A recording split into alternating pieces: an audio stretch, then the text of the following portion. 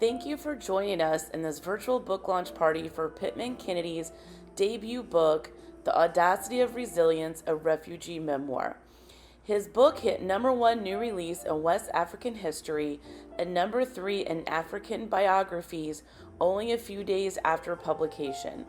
If you have not purchased your copy, go to Amazon.com and get yours today. I'm Tara Richter. I'm the president of Richter Publishing, and thank you for coming to our virtual book launch party. This is actually the first one we've ever done in like 10 years, so it's kind of fun to test out some new stuff. And we're excited about Pitman's book. This is our newest release that we just published last week. And the cool thing is that his book hit #1 new release in West African history and #2 in African biographies only a couple days after publication. So that's an amazing feat. So we want to give you a round of applause, Pitman, for achieving that. And if you go and look at the Amazon listing, it's still up there. It's still like #1, hot new release in West African history. So that's really awesome. And once again, for the people that are just joining us, I just told everyone that we are doing the Kindle book for 99 cents for a sale for the next 24 hours, which is in the chat window over there. I put the link, so go ahead and click on it and, grab one of those copies as well. And also, if you guys can, leave a review on Amazon, that's really helpful. It's really hard to get Amazon reviews. And so after you read the book, if you can go back to Amazon, leave a review, because that will really help the book get into other bookstores and libraries. It's really important, book buyers, librarians, they look at those Amazon reviews. So definitely go and leave a review as well. And like I said before, if everyone can mute their microphone until we open it up for questions, that would definitely help us out. And so what I like to do first is actually introduce Pitman, if you guys don't know who he is. So Pitman Kennedy served in the United States Air Force for 20 years as a Master Sergeant Program Manager. He has a love for basketball and has been involved in sports for 30-some years, playing in various locations such as the Sierra Leone National Basketball League. He grew up in Liberia, but found asylum in the States after the war. He is the owner of Sweat Equity Athletic Leadership, and his goal is to make basketball a way to help kids in sports and education. He has a bachelor's in information technology, a master's in leadership, and is working on his PhD in organizational behavior. He is the father of 3 wonderful children, currently lives in San Antonio, Texas, and is now an Amazon bestselling author. So awesome. Thank you. Yeah, so let's see, let's go ahead and just dive in and just start asking questions. So, what really was the compelling thing for you to want to write this book? All right, thank you, Tara. Before I even get into that, before I forget, let me go ahead and just acknowledge that, first of all, I want to say thanks to Richter Publishing Company for helping us arrive at this point. Your service delivery was amazing, the quality outstanding, and the value. So I would highly recommend anybody that's thinking about publishing, editing, all those type of services to you to handle them as you took care of me. I think I flew down to Tampa, 2 or 3 times, and it was due to my delay and my changing my mind and changing the content. So I want to applaud you for your patience and your professionalism. First, I want to thank God for this opportunity that we arrive here. There's so many hands that contribute to this book. Okay, I'm a Liberian son. I'm an African son. So many hands. We don't have enough time to give all the accolades. Thankful to God, my parents. My dad's deceased now. He will be proud today. My mother, the first copy went to her before I even got mine. My siblings, my kids, my nephew sitting right here, my son Isaiah is right here. I got 3 kids, 3 amazing young people, and I have a 4th. So many friends, supporters. I've built some relationships, even as we have evolved to this current state. So many people, we talk on the phone. I'm so supported by a core of quality people. So I'm thankful that we arrived here. And as we go through, I will keep identifying those folks. the book, it was so eloquently placed by a colleague of mine last week when I posted the book. And my friend in Liberia, well learned, Othello Sherman, he said, a man lives his life and others live by what he writes. And I thought that was so profound and applicable to my book, because the whole purpose of the book is to help inspire others to come along, to help give other people hope, to help people to persevere, use resilience as a means to keep progressing forward. So as I went from one chapter of my life to another, there was always another piece of the story added. So you get to a point where you say, wow, I have enough at this point to where I can share. Everybody has a story. It's just a matter of putting it to writing. That's what inspired me to write a book. Absolutely. Yes. I do believe that everyone has a story to share.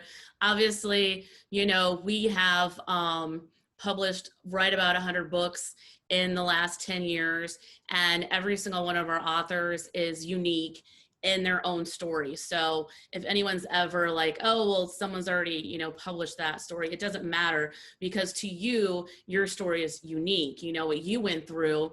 And when we were, you know, going through the process of writing it and everything, it was just give me chills, you know, because I've never heard your story before. Obviously, I've heard refugee stories before, but not exactly what you went through. So I think that's amazing. So tell us, let's go back to the very beginning. How was it for you growing up in Liberia, you know, during a civil war? Okay, in the interest of time, as a kid, we for the benefit of the Liberians that's on the phone, we all can relate.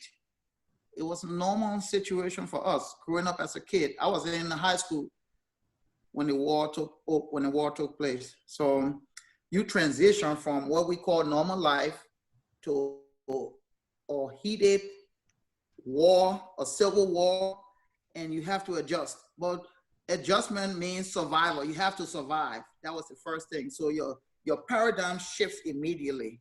Now you go from, okay, going to school and just coming home and doing your work and playing sports to, what are we going to eat today? Is there anything? Why there's no electricity, there's no water, there's gunfights, there's people getting killed. Straight into a traumatic experience. So it's not easy. You don't prepare for a situation of such, but you have to understand that we are all blessed with an innate, resilient spirit that we tend to adapt and overcome and move forward. Absolutely. Do you think, you know, all of the resilience that you had to go through and, you know, being in survival mode, really, is that kind of like what we're going through right now today? We're kind of in survival mode. Well, everybody experience is different. Every situation is different. It requires a different level of resilience. Okay. I think today is more awareness and more support, is more mitigation factors. You know, you giving data, you giving historical perspective, you giving means of prevention. In a civil war is different. You don't prepare for that. There's no blueprint. The unknown is a normal thing. You could be here this minute and gone the next minute as a bullet is ejected from a weapon. So there's no preparation for such. Absolutely. I would not compare the two of them. It's just different situations. Yeah. But do you think, obviously, what you went through with that is helping you today? Because like a lot of people are not doing well with the current situation. Do you think it's been easier for you to like adapt and change to every day? It's like it's different because of what you experienced back then?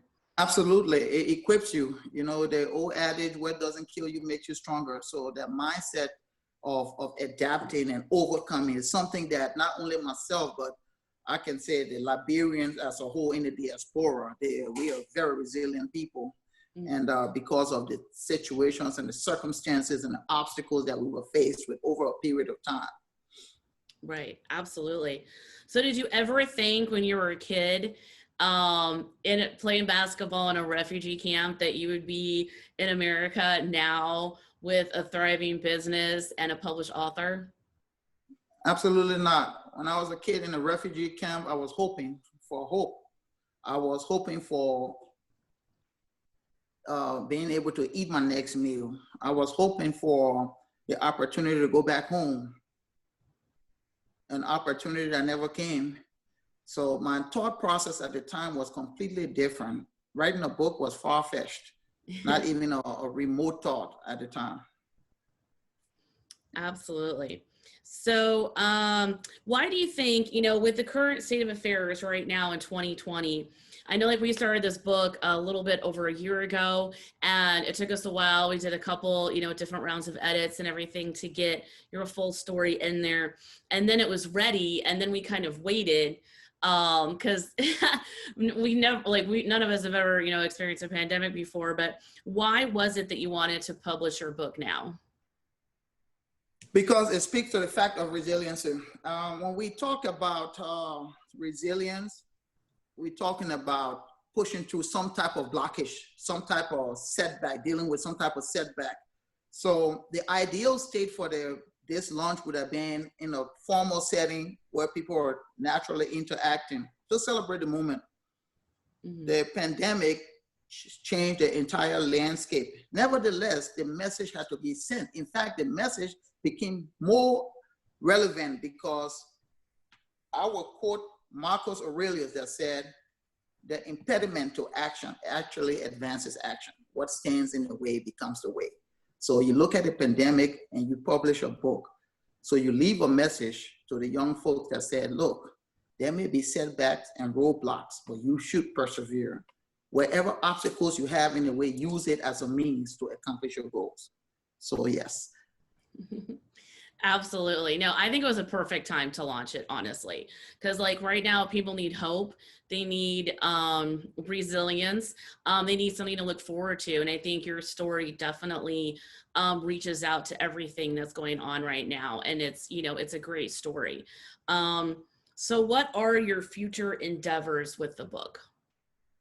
As I said earlier, I want others to take this book and use it as a means to take hope and apply it to their daily lives, to take hope and understand that, look, me too can accomplish. Maybe you don't have to go to the Air Force. Maybe you don't have to be a basketball coach. But as a guy from Liberia that was a refugee arriving in the United States without a single luggage, the only comments I had was what was on my body at the time to where I'm at.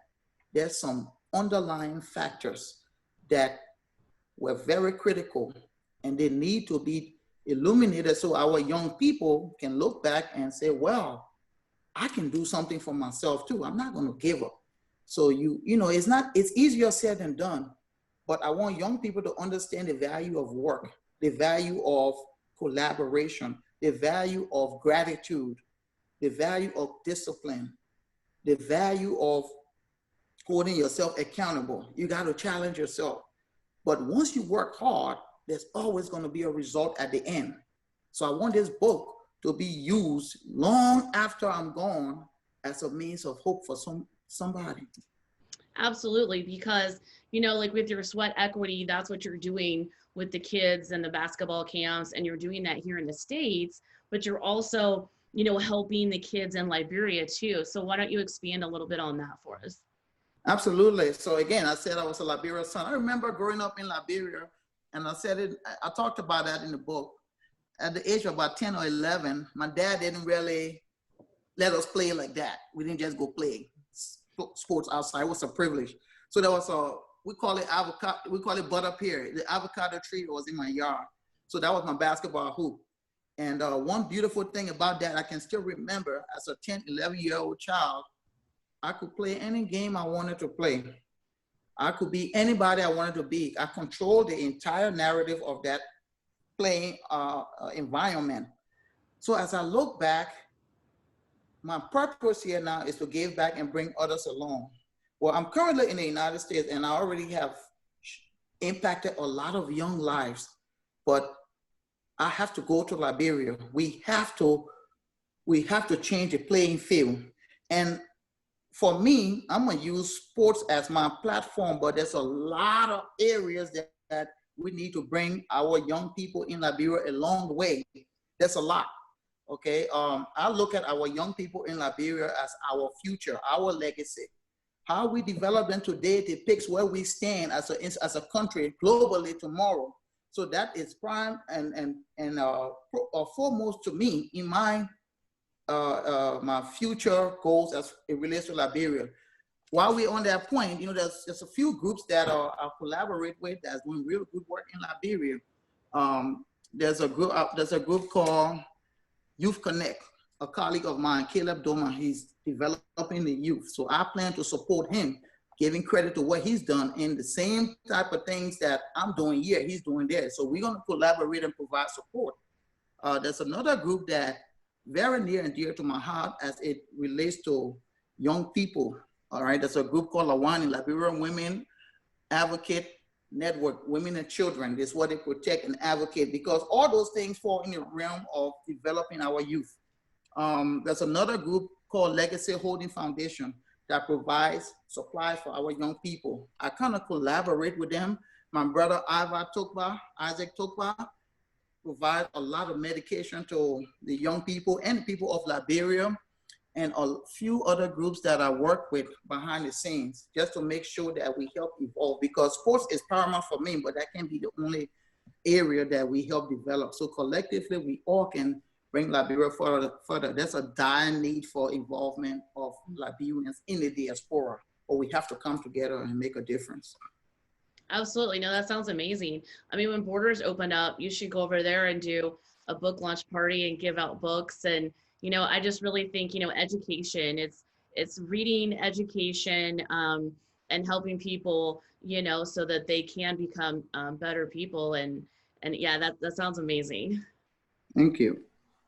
All right. So if you have anything else you want to talk about, otherwise we can open it up to questions. Yes, we're about to open up to questions, but again, along the lines of my family, my mother, Aveline, that was there when my mother left to come to the States. I'm not sure if she's listening online. I want to acknowledge her. She helped my dad raise us.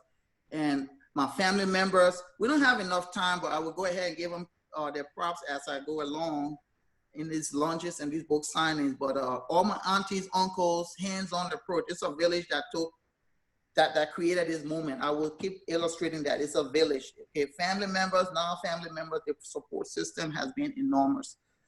Two men I would like to speak to real quick. Mr. Dale McCoy. My father passed away in 2008. And when I went to Ohio, Mr. Dale McCoy stepped up as a father figure until I left Ohio. And right when I got in Texas, another gentleman, Mr. Chris Cormier, stepped up as a dad, as an older brother, as a mentor for me. These people are very critical in my life and helping me propel myself to the next level. So I don't want to take all the time. I will keep acknowledging folks as we go along. Let's go ahead and take questions. Okay. Yeah, so anybody who wants to ask a question, just unmute your mic and just go ahead.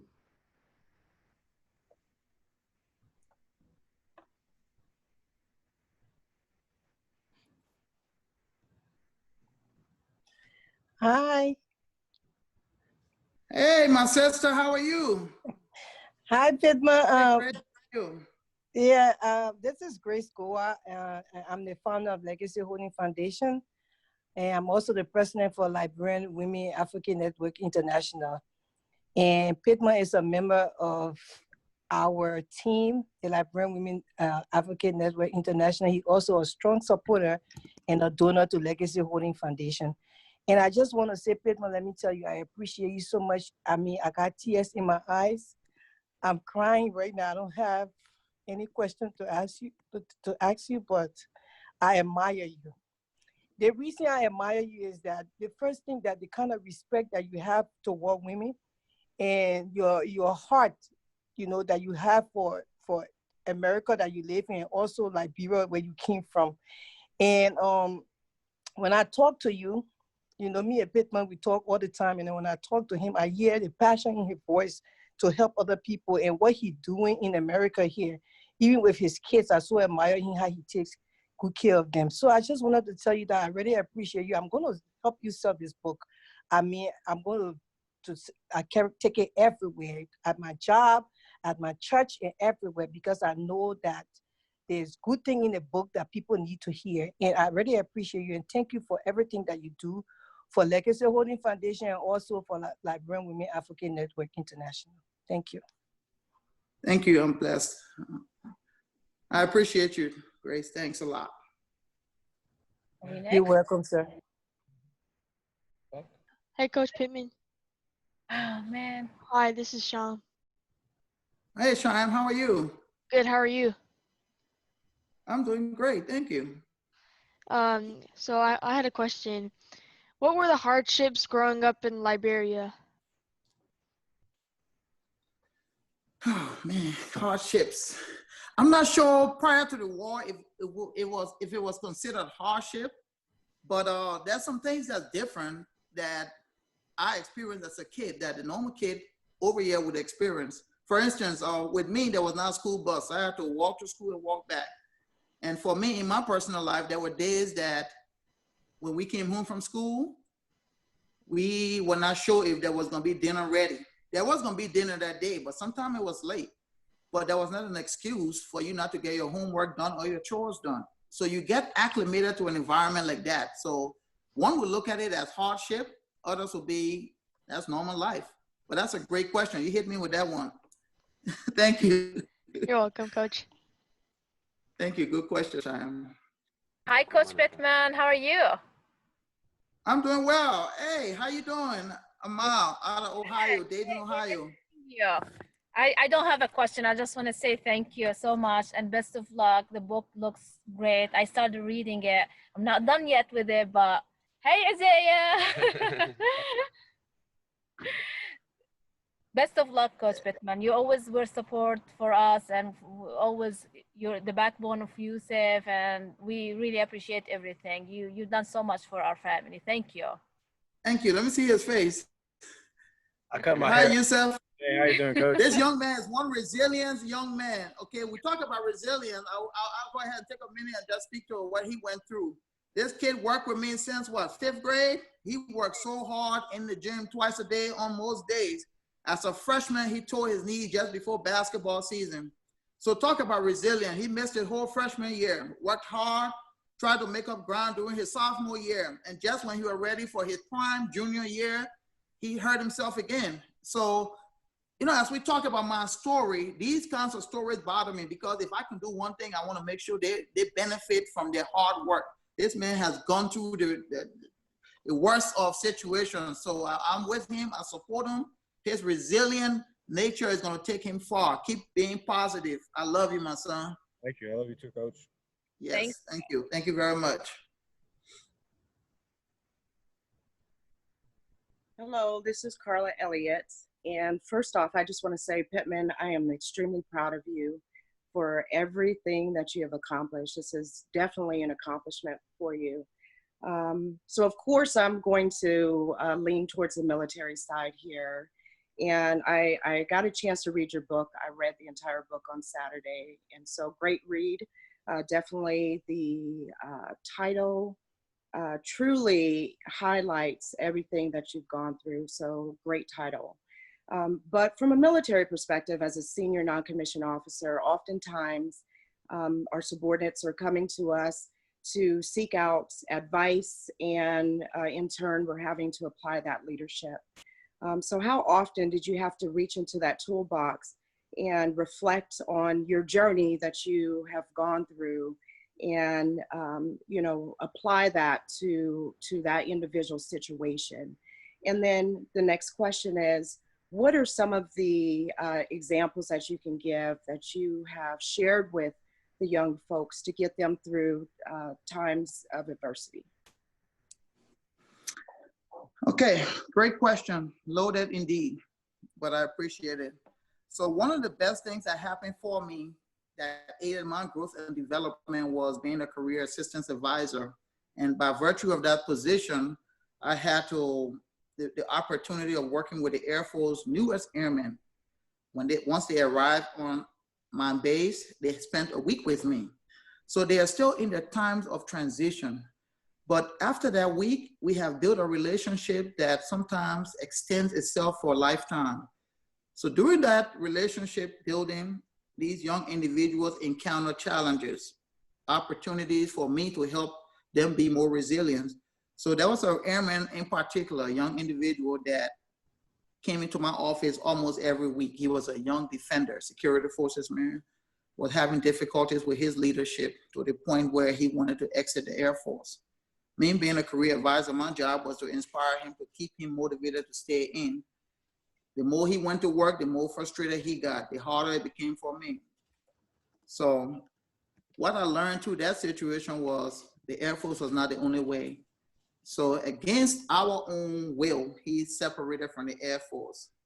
But he went on to accomplish so much more. This young man, in the span of 3 years, have got his master's degree, got him a home, worked for the government, and doing so much more. So although resilience did not keep him in the Air Force, the relationship and the sharing of information was able to redirect him to another successful outcome. I found myself having to dig into the resilient toolbox on so many occasions because young people have problems. That's what they do. You know that as a senior NCO yourself.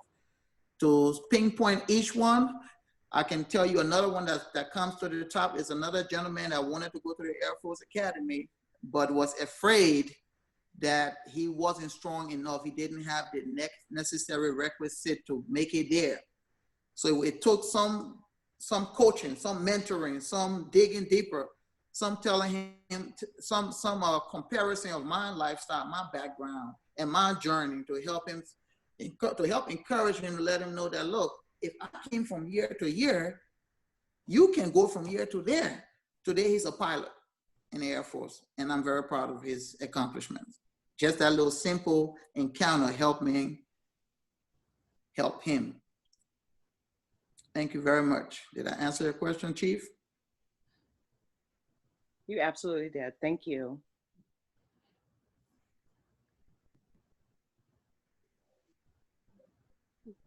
Greetings Hello? from Brooklyn, New York. How y'all doing? This is Kingsley Scott. I would just like to say, He's muted. Yep. You gotta unmute your microphone. hello, can you hear me? Yeah. Yes, we can hear you now. Okay. Greetings from Brooklyn, New York. My name is Kingsley Scott, and it just, wow, I don't even know where to start. Well, I could tell you where I could start was from 2013. So Pitman just mentioned about being a career advisor. So him and I, we both started out our adventure. I call it an adventure because it sure enough was an adventure. Starting out as career advisors to help the newest, youngest airmen come in and help them to progress into something that they didn't even know or have the even opportunity to even fathom. They just see what's on TV or what other people tell them, but as a career advisor, and Pitman could, of course, chime in after I finish, we was given a responsibility to bridge that gap to get them ready for the next level. And when I first met Pitman, I call him Pit.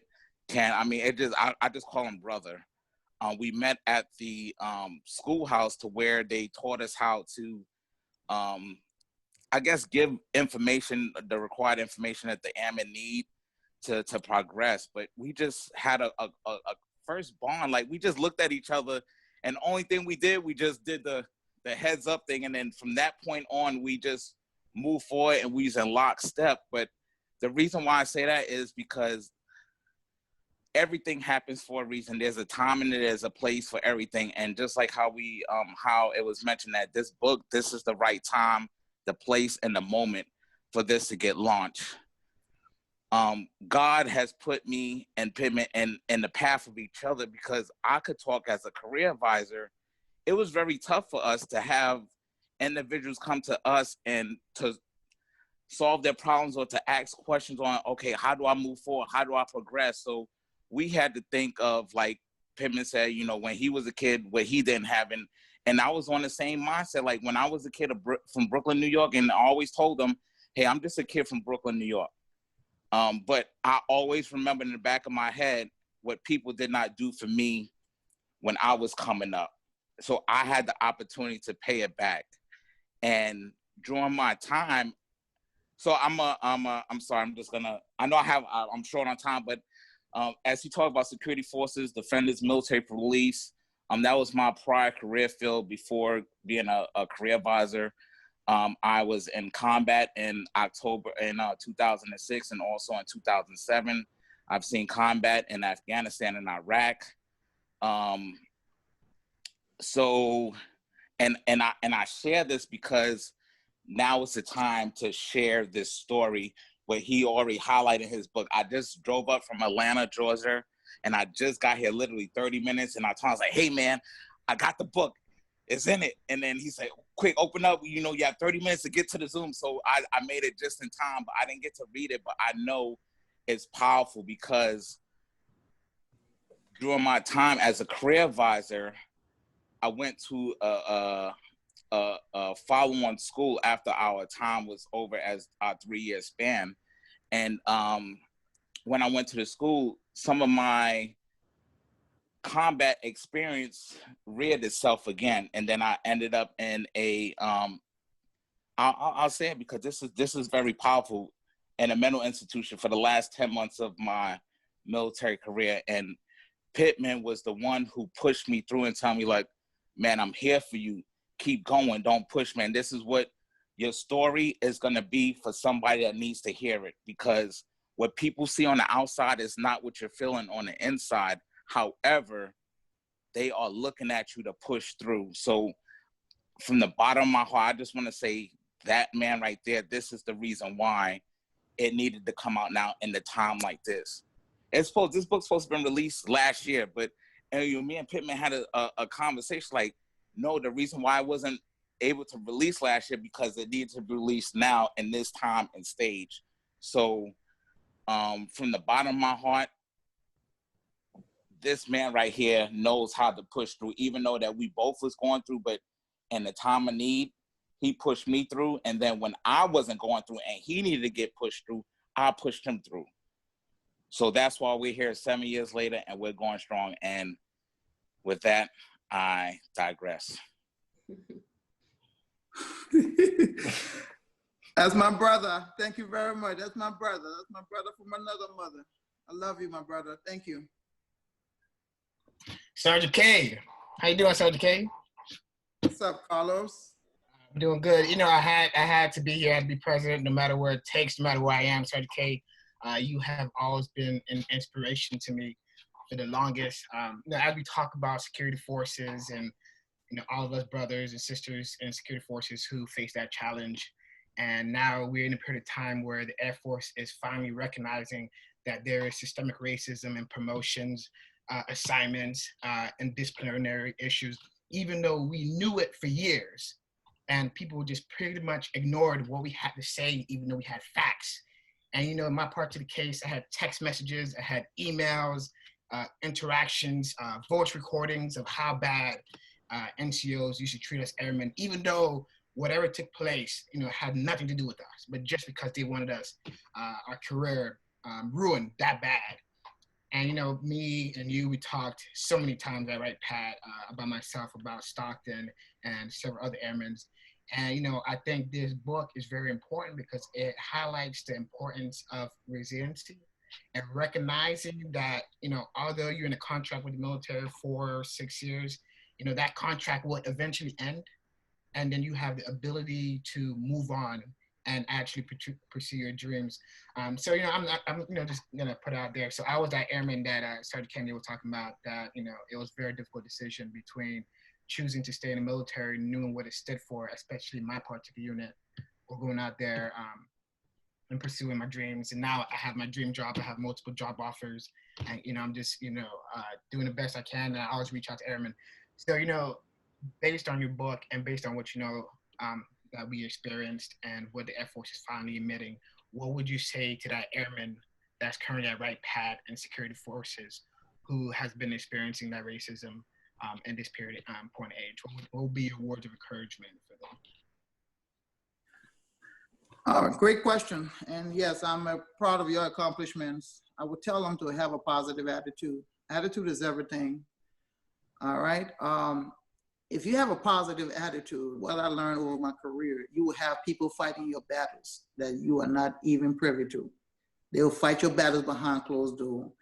One of the issues that we run into as young people, I learned during my years, well, sometimes we want answers. You knew how you were. You wanted answers and you wanted it now. And I kept telling you, no, some answers is not for you to hear right now. So the battles will be fought, but you have to bring something to the table. Bring a positive attitude, because we control that. Attitude is everything. It determines the outcome. It determines your altitude. You know, I had a quote the other day saying that your attitude towards life is going to determine life's attitude towards you.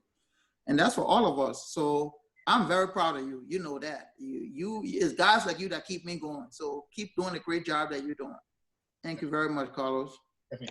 I just want to put one note that Sergeant Kennedy and I was in Texas last year, and he put me on a motivational speaker. And, you know, the speaker said one particular thing that I'll never forget, and that is life is a collective of our decisions. So, you know, thinking about that, I could have been that airman who allowed them to break me and, you know, just end up in prison because they, you know, Sergeant Kennedy, they put me in the back of a police car in an interrogation room. So I could allow that, you know, decision to get worse and to destroy my life. But, you know, you have to make the best out of each in particular decision. You know, I came out of the Air Force, you know, medical retirement. I got my degree from the Air Force and all that benefits. So I didn't let, you know, a few bad, horrible incidents dictate, you know, my potential, my future. So, you know, I really thank you for putting me on that motivational speaker, because I'm still listening to him today. Thank you. Thank you. Can I go? Thank you very much. Hey, Coach, it's Javon from San Antonio. Hey, Javon and his dad, my brother. What's going on, gentlemen? How y'all doing? How you doing, Coach? We just wanted to say congratulations on writing the book. And, like, we haven't finished it yet, but we're working on it. And so far, it's been really good. Well, that's not enough. I need a question from you. You're not getting off the hook with that. You are way too intelligent to do that. Okay. So I'm putting him on the spot. This young man right here. When the last time you had a B on your report card? I don't remember. Yeah, it was a while ago. A while ago. This one right here is the epitome of what a young athlete is. A straight A in all honor classes, a great attitude, high class character. It's because of guys like you that make me wake up with a motivated heart every day. You guys are doing the right thing. Your parents have done an amazing job. And for some reason, God keeps aligning my reward every time in my life. So, but you still gotta ask me a question real quick. All right. So when you were like growing up, like through the war and stuff, like who were your mentors and how did they help you like get through it? That's a great question. So it's different with things, with situations. Yeah, as I answer the first athlete, Cheyenne.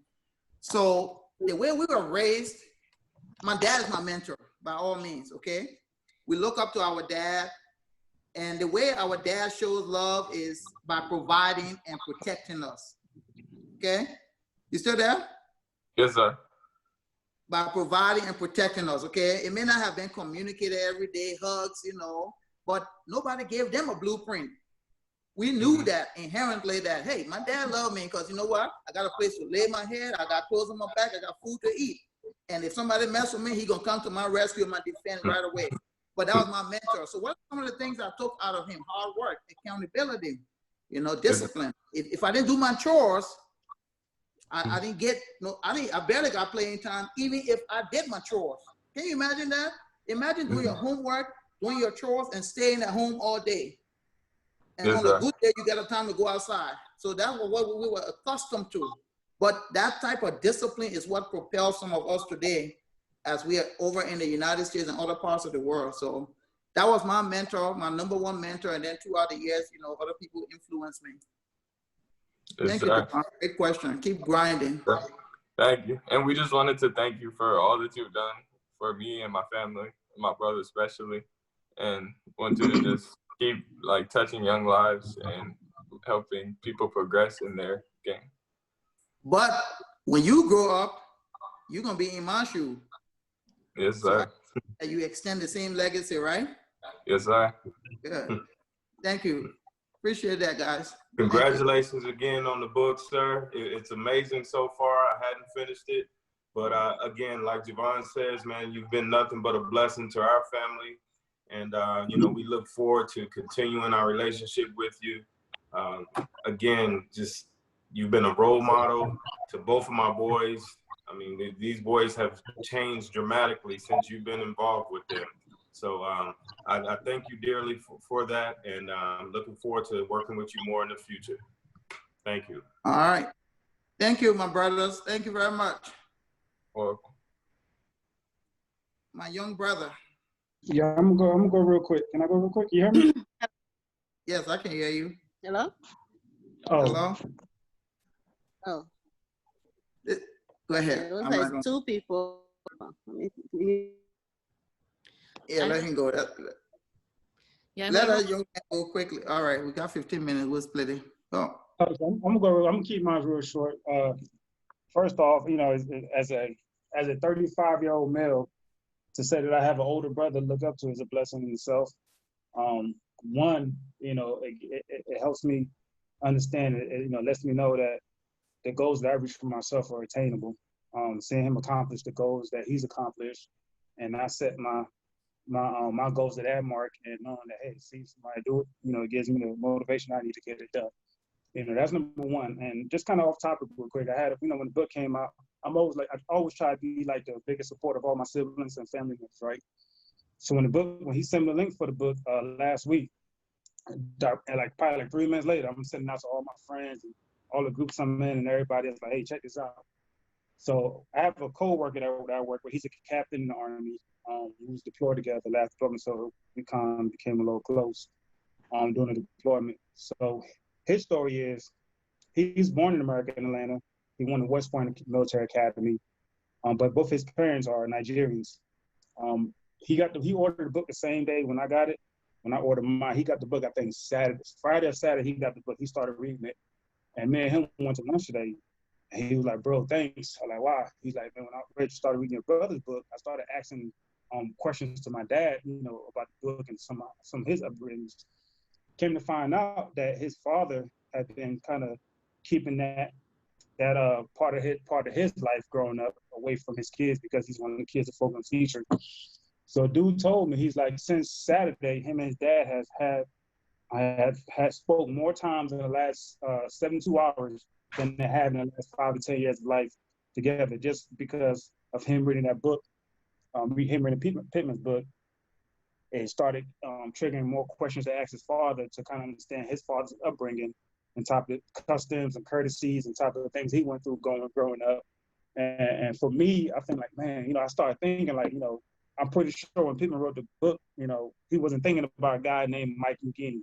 You know, he was thinking about, you know, how his experiences can help, you know, generate conversations on the subject, can help people deal with their issues of obstacles in their lives, and, you know, show that his path to success, you know, was grounded in him being resilient, him understanding that it is a bigger purpose.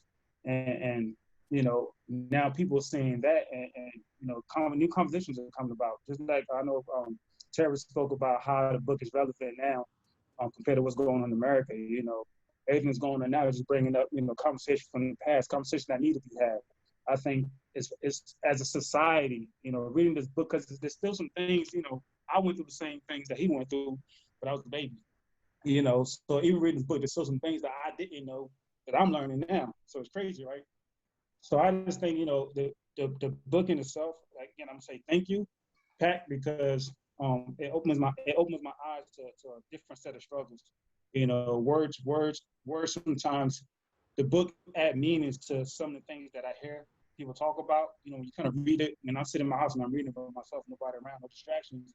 You know, I put myself in that, I put my mind in that environment, try to see what I would be going through, how I would be feeling. Because I've been, although it wasn't Liberia, I've been in Iraq, I've been in Afghanistan, I've been in the Middle East, and I've seen, you know, riding through the villages, I've seen kids eating out of the trash cans. I've seen kids struggling for food, or, you know, so it's easy for me to put myself in that environment, like, hey, you know, my family had it tough. You know, my father had it tough. So it makes me appreciate, although I appreciate my father, it just makes me appreciate my father, my mother, my siblings that much more, because now I'm able to, you know, see that, you know, the book for me is like a movie, and I'm able to watch a movie of my family, you know, going through this process, you know, and then now my coworkers are able to see their parents go through the struggle. And I think as more people catch on to it, you know, conversation is going to be had about, you know, resilience and this understanding about, you know, about African culture, you know, Black culture, and just being resilient, you know. And I appreciate the book, and I appreciate Tara being there and guiding him through the process. And I appreciate everybody being online right now to you know, help share this experience with him, because again, we only get, the days only come by once a year. So this is a big day for him, and I'm embracing it with him, and I appreciate all y'all being here. Thank you. Thank you. Thank you. We got about 10 minutes left. So I know a few people still want to talk. So if we can try to keep it to like a couple minutes. I know it's hard because Pitman has obviously influenced many people, and I love hearing everyone's story. It's so amazing. But if we can try to keep it down to a couple minutes each, because we got about 3 more people that want to ask some questions, so that we can, you know, get to everyone. Okay. Hello? Hello? Hello? Okay. Hey, Miss Ann, how are you, my sister? How are you, brother? How you doing? I'm well, thank you. Good, good. I don't have a question, but I just want to say, you know, Pitman, how grateful I am to have come, you know, across you to for our path to cross. And I'm grateful. And I thank you also for reaching out. We met at an event, and we, you know, been following one another on social media and everything. And that's when we connected from. But I've been watching you, everything that you do. Reading this book just ties it all together. I'm also from Liberia and went through the similar situation. Reading this book brought back so many memories. I've been here over 20 years, and I stopped counting after 10 years, because at first, you know, how long you been here? 1 year, 2 years, whatever. And then after 10 years, you're like, okay, I'm just American now, okay? And so now it brought back so many memories. You know, going through the part of being captured and all of those things. I lost my father in the Civil War. My mother was captured and was slave in the Civil War. It were just so many things. And I just want to bless God for you bringing this to light, and everything that we've been through and everything we'll continue to go through. I bless God for your life, and the sky is your limit. I see that you have impacted so many people's lives and continue to do it. I applaud you, and I thank you in any way possible I can help to drive this book. I will, with my own weak way, because this book speaks to, reading it, you're like, okay, I picked it up. It came in Saturday, to my surprise. When we talked on Saturday, and I said, okay, I ordered my book. It came in, and I was so excited. I opened it. I couldn't close it. Like, literally, I was every corner I can find myself to read. And by Sunday, I was done. Guys, if you haven't read the book, it's amazing. It's easy to read. And to my surprise, it's just to the point, you know. And I want to thank God for you. Thank God for the publisher, Ms. Tara, for the great job you guys have done. Thank everyone for being on this live tonight. And I hope that everyone will leave from here will really help Pitman to continue on this journey and being a support, backbone for, for him and everyone else that we can come across with such great story. Thank you again. I just want to say thank you. Thank you. Thank you. And God bless you. Thank you very much, Helen. Appreciate that. Thank you very much. Much respect. Amen. Awesome. Okay, Princess, do you want to say anything before we leave? Princess. Yeah. Yes. everybody. I want to say thank you to everybody that tuned in right now. Thank you, Miss Tara, for everything. Pitman, that's my rock right there. Pitman, I'm Pitman's sister that he mentioned in the book that stood by his side, and I was very sick on the way. I gave up. I couldn't walk anymore, but he encouraged me, and he still encouraged me. Today was the first day. I didn't read the book. I didn't have the guts to read the book because I know the story. So my kids, I gathered my 5 children in the living room and told them, my daughter, my oldest daughter, read the book aloud. And she read the book. I'm glad she read the book. I wanted her to read the book to know what life is. They have it easy here. They have it very, very easy here. But to cut that short, Pitman said one thing to me one day in this country. When I came here, I chose to make some wrong decisions in life. One day I reached out to Pitman financially, and my family always helped me. And Pitman said to me, Princess, we all had the same opportunity, went through the same obstacles in Liberia. Get yourself together. You're no different. And that, with that being said, what Pitman told me, it impacted me. I did a 360 of my life overnight. Because I remember what we came from, what we went through, and we came to this end of opportunity. And what he said to me, he impacted me. He is my rock. He's my soul. I love him so much. Pitman, thank you. Congratulations. And God will bless you. The sky is the limit for you. I love you so much, Pitman. God continue to bless you. Thank you. Thank you. I love you too. Yeah. And I love your pink hair, by the way. I'm going with different colors of pink too. That That's awesome.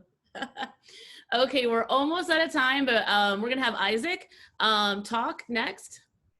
Yes. Are you there, Isaac? Yes, my big bro. My big bro. Wonderful. Yeah, I'm extremely proud of Pitman and his accomplishment. Just how he carries himself. I can't remember exactly what year I met Pitman, but at the time I did have a club in DC, and Pitman didn't mention it, but Pitman has some DJ skills as well. So, you know, he's into the music thing as well. He was able to help me out a couple of different instances, and then we just built a relationship from there. But we have been, you know, separated for a while with him moving out of the area and going to San Antonio and maybe 1 or 2 other places. But over the last couple of years, we reconnected, and it's been really, really wonderful. I'm very proud of what he has accomplished, how committed he was to his craft, to the service, and then in terms of building his company and adding substantial components to it as he moves along. So it's very laudable. His life can be an example. Yes, there are many Liberians who probably went through the struggle, but the commitment to put it on paper is very significant. It leaves an indelible print on the minds of people. It makes a difference that somebody can always come back and refer to this. What I really want to ask him too on this is, in terms of hope, when you were in Sierra Leone, it was very difficult, but it seems like after you started playing basketball and getting with people, and somebody like Edsel, who's my schoolmate from childhood, you know, Cathedral and then Carroll High, and CWA, you know, it seemed like it impacted you. And then playing on that team with all Liberians, it impacted you. So what did that do for you in terms of regenerating your hope and giving you some encouragement that your life will probably change in terms of a sports perspective? It allowed me to feel secure a little bit because I didn't get the opportunity to play basketball in Liberia as my peers did. I was younger, and then I was limited. So when I really started playing basketball, it was just when the war, right when I broke out, that's when the war happened. So it was in Sierra Leone that I started to really cultivate myself, my skill set. And it was important for guys like Esso DeShiel, guys like Mawolo, girls like Kekula, those guys that embraced me, Mike Yinkan, those guys, Winston Jordan, the coach, those guys put their arms around me being a younger kid. They gave me a sense of acceptance, like, look, we're in this together, but we're gonna help grow you. I looked up to those guys. And it made me feel like I was a star, a young star. So that helped me a lot. So when I came over here, it was easy to translate that to the other folks that came after me. That was very important. It was a very critical time. I was very vulnerable during that time as far as that validation for my basketball skill set. And I want to say thank you. Those two young men behind you, they are a typical example of how you have really achieved, how you are mentoring, and how we expect more from you, because there's a whole generation of youth in Liberia that we hope that we can go to and help them reclaim whatever hope they have, whatever vision, whatever dreams they have, and help them realize those things. So I want to say thank you for your leadership. Thank you for your commitment to youth development, the kids you work with nearly every day. You know, I'm sure they are benefiting from interfacing with you and interacting with you and learning by example from the way you model yourself, the way you behave, and the way you carry yourself. So thank you again. I look forward. This is just the beginning of the journey. I know we'll get more books from you, and I know we'll impact more young people as we move along. So thank you. Thank you, Tara. Thank you for your support, Tara. Absolutely. So do we have, Pitman, do you have any closing words that you'd like to say? Yes. Before we take off? Yeah, my closing word just going to be more of everybody that's on this call today. I know you wanted to probably chime in and you didn't have the opportunity, and we will have more opportunities because the book is going to lead in, it's not going to lead, but it's going to work alongside the speaking engagements that come through. So as we get past this COVID limitation, you will hear from me more as I tell the story, and we have more opportunities to interact. The written comments, we're going to try and provide some responses to them as well.